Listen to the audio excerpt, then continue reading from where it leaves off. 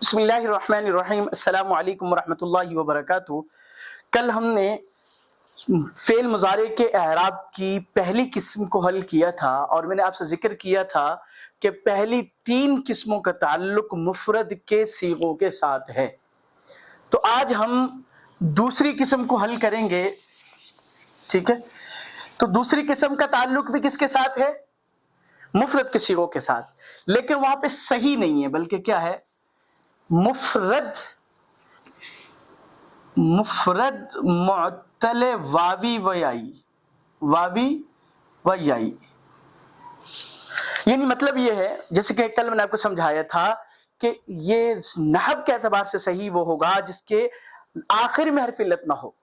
تو اسی طرح مفرد معتل واوی و یائی کا مطلب یہ ہے کہ وہ فعل مضارع جس کے آخر میں واو یا یا ہو۔ اچھا، اب اس کی حالت رفعی کس کے ساتھ ہوگی؟ ضمہ تقدیری، یدعو، یرمی، ٹھیک ہے؟ یہ خالی حروف نواسب اور جوازم سے کیا ہے؟ خالی ہے۔ تو حالت رفعی کس کے ساتھ آ رہی ہے؟ ضمہ تقدیری۔ اچھا، اور حالت نصبی لن یدعو، حالت نصبی فتح لفظی کے ساتھ، حالت نصبی فتح لفظی کے ساتھ، لن یرمیہ۔ اب یہ کیا ہے؟ مفرد ہے، مفرد کے صیغہ ہے، معتل واوی اوپر والا ہے، معتل یائی نیچے والا ہے۔ تو مفرد معتل واوی و یائی مفرد کے صیغے ہیں، انہی پر اس جو ہے نا اس قسم یہ قسم لاگو ہوگی، اور اس کی حالت نصبی کس کے ساتھ ہوگی؟ فتح کے ساتھ۔ اور حالت جزمی اب ہم کیا کریں گے؟ حروف جازمہ میں سے لم دے دیں گے، ٹھیک ہے؟ لم، تو کیا ہوگا؟ یا بھی گر گیا، اس طرح یہاں سے واو گر گیا۔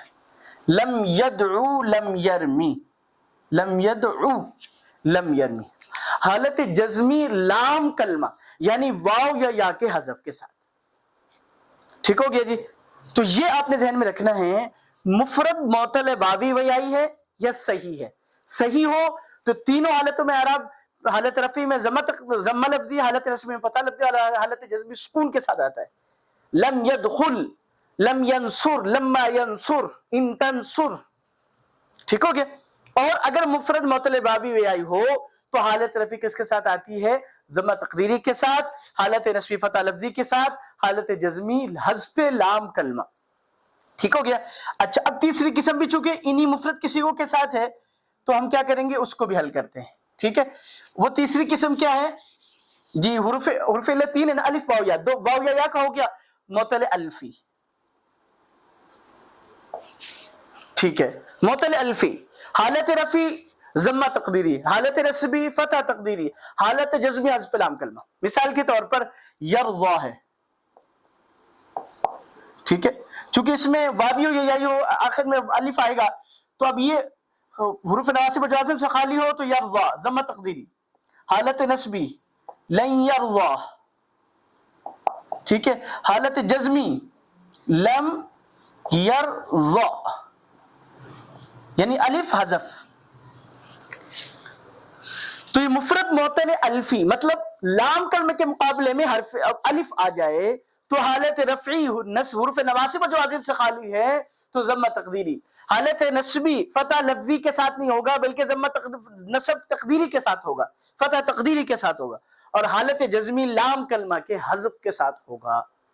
یہ جو تینوں قوانین، تینوں قسمیں ہیں مفرد کے 5 صیغوں کے ساتھ ہیں، لم یرضا، لن یرضا، ٹھیک ہے؟ لم ترضا، لن ترضا، ٹھیک ہے؟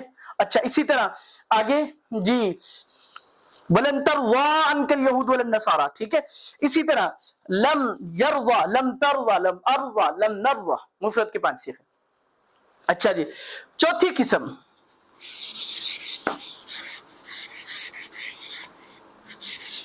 چوتھی قسم باقی 7 صیغوں کے ساتھ ہے۔ چوتھی قسم کیا ہے؟ صحیح ہو، ٹھیک ہے، یا معتل ہو، کوئی معتل الف ہو، لام ہو، کوئی بھی ہو، لیکن تثنیہ جمع اور واحد مؤنث حاضر کے صیغے کے ساتھ، ٹھیک ہے؟ یہ خاص ہے۔ تو یہ یعنی اس میں عام ہے، کوئی بھی ہو، آخر میں حرف علت آ رہا ہو نہیں آ رہا ہو، کیونکہ ان سب کے آخر میں نون آئے گا۔ یفعلانی تفعلانی، یفعلون تفعلون، تفعلینا، ٹھیک ہے؟ تو یہ ان سب میں کیا ہوگا؟ حالت رفعی میں نون اعرابی باقی رہے گا، یعنی ینصرانی، ینصرون، اور حالت نسبی اور جزمی میں نون عربی گر جائے گا. حالت نسبی میں گرا آئے لن ینصرا، ابھی آپ نے گردانی حل کی، لن ینصرو. حالت جزمی لگا لیں، لم لگا لیں، لم ینصرا، لم ینصرو. ٹھیک ہو گیا. صحیح یا معطل مشتمل بر ضمیر بارز، یہ چوتھی قسم ہے.